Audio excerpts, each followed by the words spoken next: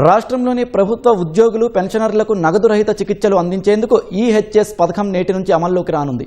సచివాలయంలో మధ్యాహ్నం 1 గంటకు ఉప ముఖ్యమంత్రి భట్టి విక్రమార్క కొత్త ఈహెచ్ఎస్ పథకాన్ని ప్రారంభించనున్నారు.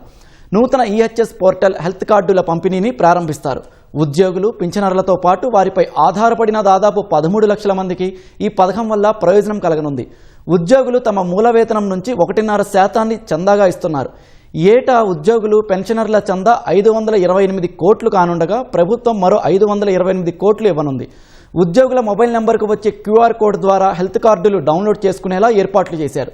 హెల్త్ కార్డుపై రాష్ట్ర వ్యాప్తంగా 943 ఆసుపత్రుల్లో 2594 ప్రొసీజర్లకు నగదు రహిత చికిత్సలు అందనున్నాయి. ఈహెచ్ఎస్ అమలు బాధ్యత ఎంప్లాయీస్ హెల్త్ కేర్ ట్రస్టుకు అప్పగిస్తూ రాష్ట్ర ప్రభుత్వం జీవో జారీ చేసింది. ఉద్యోగులు పెన్షనర్ల వైద్య సేవల కోసమే ఈహెచ్ఎస్ నిధులు వినియోగించాలని ప్రభుత్వం స్పష్టం చేసింది.